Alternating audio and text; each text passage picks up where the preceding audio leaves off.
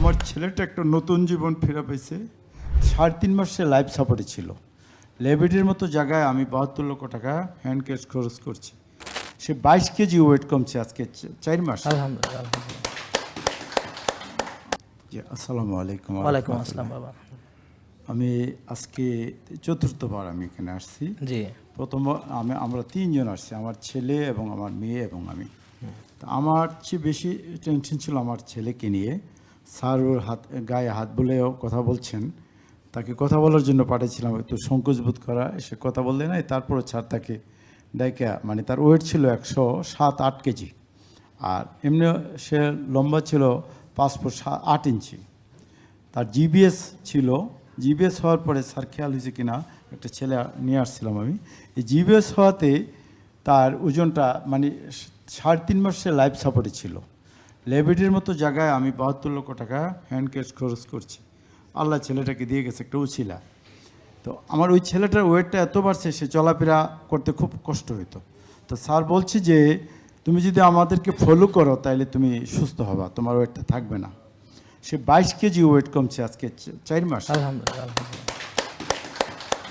আমার ছেলেটা একটা নতুন জীবন ফিরে পেয়েছে। এই ছেলেটা কিন্তু এই খাটে শোয়া আর একটা মোবাইল নিয়ে বসে থাকতো। তো আজকে আমি তাকে ধমক দিয়েও খাওয়াইতে পারতেছি না। কারণ না আব্বা, আমি যেইটুকু এই লস করছি তো করছি, এখন যেটা রাখছি এটা আমাকে ধরে রাখতে হবে।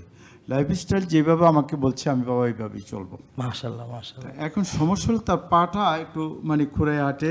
এটা ওজনটা কমলে আমরা ভাবছিলাম শেষ হয়ে ভালো হয়ে যাবে। এটা ওটা ফিজিওথেরাপি দিতে হবে। জি। আর সেকেন্ড হলো আমার মেয়ে একই, আমাদের পরিবারটা একটু ফেটি পরিবার। ও কলেজে পড়া মেয়ে, ও বাইরে গেছিল, ও 17 কেজি কমছে। আলহামদুলিল্লাহ আলহামদুলিল্লাহ। এই ওয়েটটা কমাটা কিন্তু একটা বিশাল বিষয়। আর আমি নিজেও 12 কেজি কমে গেছি। মাশাআল্লাহ মাশাআল্লাহ। তাহলে পরিবারটাই হালকা হয়ে গেছে। যে অনেকটা বাসার ওজনই কমে গেছে। আপনি কি নিজের বাসায় থাকেন না ভাড়া বাসায়? না না, আমি নিজে আমার গ্রামের বাড়িতে। আলহামদুলিল্লাহ। না মানে বাড়ির জি জি জি জি, আমি চাষবাস করে খাই গ্রামে। আলহামদুলিল্লাহ মাশাআল্লাহ মাশাআল্লাহ। মানে এইটাই আমাদের ভালো লাগে যে যারা নিজের খাবার নিজে সংগ্রহ করে। তো এখানে সমস্যা এখন আমার সমস্যাটা কি, আমি আজকে আসছি এখানকার যিনি ম্যাডাম আমাকে মানে দেখাশোনা করে, উনি আজকে বলছে আজকের পরে যদি আমি পরিবর্তন না হই আমাকে শেয়ার দেখবেন।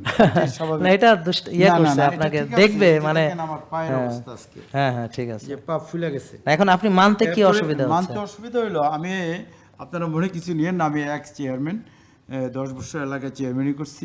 আমি জার্মানিতেই ছিলাম, কিন্তু দেশে আসার পরে মানুষের সাথে একটু মিশাতে আমার ভালোই লাগছে। কিন্তু এখন ক্ষতিটা হচ্ছে কি, এই মেল বিচার এবং দাওয়াত, এই দুইটা জিনিস আমাকে হারিয়ে ফেলছে। আমার ফ্যামিলি আমাকে কেউ পছন্দ করে না এখন। না না, আমি একটা আমি আমি আমি আমি আমি আমি বলি আমি বলি বাবা শুনেন, একটা কথা হলো নিজেকে ঠিক রেখে আপনি আরো দেশের সেবা করেন, বুঝছেন বাবা? নিজেকে ধ্বংস করে কিছু করেন না, এতে আপনার পরিবারের প্রতি আপনার একটা হক আছে, পরিবারের আপনার প্রতি একটা হক আছে। তো এখন আপনি যদি পরিবারের হক নষ্ট করেন, রাসূল সাল্লাল্লাহু আলাইহি ওয়াসাল্লাম সেটা করেননি। তিনি বলেছেন যে আমি বাজারেও যাই, আমার পরিবারও আছে, আমি নামাজে পড়ি, আমার কথা বুঝতে পারছেন, আমি রোজাও রাখি। তো তিনি দেখেন আমাদের জীবনের জন্য আদর্শ। আর আপনার সফলতা হচ্ছে পরিবারের সাথে শেয়ার করবেন। আজকে আল্লাহ না করুক, দেখেন আপনি বাইরের মানুষকে সময় দিচ্ছেন, আপনার বাচ্চাটার জিবিএস, আপনার মেয়েটা ওভারওয়েট, এখন আপনার ফ্যামিলিটা তো ধ্বংস হয়ে যাচ্ছে, আর আপনি যাচ্ছেন ধ্বংস হয়ে, আপনার পাটা কেটে ফেলতে হবে কয়দিন পরে। তো তখন আসলে কী লাভ হবে? এই জন্য আপনি দাওয়াতে গেলে আপনার চেয়ারম্যান হিসেবে আপনার সুবিধা ছিল, আমি এরকম আমার সাথে চেয়ারম্যান আছে, এমপি আছে, মিনিস্টার আছে যারা আমাকে ফলো করে। তো যখন এমপি বলে যে স্যার আমার তো এই, আমি বললাম মিনিস্টার ফলো করে, তুমি এমপি, তোমার মিনিস্টার যদি পারে তুমি পারবা না। তারপরে চেয়ারম্যানকে বলি তোমার এমপি পারে, তুমি পারবা না, চেয়ারম্যান তুমি কেন পারবা না, তোমার এমপি তো পারে। ব্যাপারটা বুঝছেন? তা এখন কথা হলো চেয়ারম্যান থাকলে সুবিধা হলো আপনি মানুষকে বলতে পারবেন যে আমাকে দাওয়াত দিতে হলে তাহলে তো তোমরা তো হালাল এবং তৈব খাবা, আমাকেও হালাল তৈব খাওয়াবা, তোমরা নিজেরা ধ্বংস হবা, আমিও ধ্বংস হব। তাহলে এই চেয়ারম্যানগিরি করে, নেতাগিরি করে লাভ কি? নেতা তো মানুষকে তার পথে ডাকে, নেতা মানুষকে সতের পথে ডাকে, সত্যের পথে ডাকে। এবং কোরআনে আছে যে আপনার যারা অনুসারী তার সাথে আপনার সাথে তাদের হাসর হবে। এখন আপনি যদি নষ্ট হন তাহলে ওদেরকেও আপনি জাহান্নামে নেবেন, শুধু আপনি না। তা এখন আপনি তৈব না খেয়ে এবং তাদেরকে তৈব খেতে উৎসাহিত না করে আপনি যদি তাদের নষ্ট খাবার আপনিও খাইয়া তাদের মতো হন, তাহলে তো নেতা না, আপনার তো এখন লেজে লেজে কুত্তা নাড়ায়, এখন কুত্তা তো লেজ নাড়ায় না। তার মানে আপনার মানে পাতিরা আপনারে নাড়াইতে আছে, মানে মাইন্ড করিয়েন না কথাটা। এখন আপনি তো নেতা, আপনি না আপনার লেজটা নাড়াইবেন, আমার কথা বুঝতে পারছেন? জি জি তা এখন লেজে মাথা নাড়াইলে তো হবে না।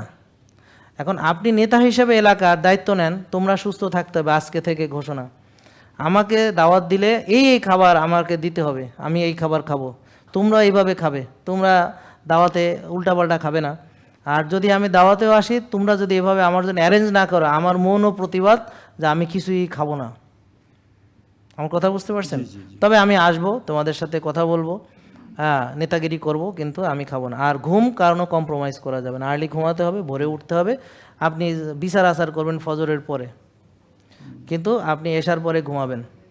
আর আপনি খাওয়া দাওয়া আপনার নিয়মে, যদি আপনাদের দাওয়াত না খাওয়ায় তাহলে আপনি ওখানে গিয়ে বলবেন তোমরা এসব খাচ্ছ, নিজেরাও ক্ষতিগ্রস্ত হচ্ছ, আর দেখো কয়দিন পর আমার পা কেটে ফেলতে হবে, ডাক্তার বলছে।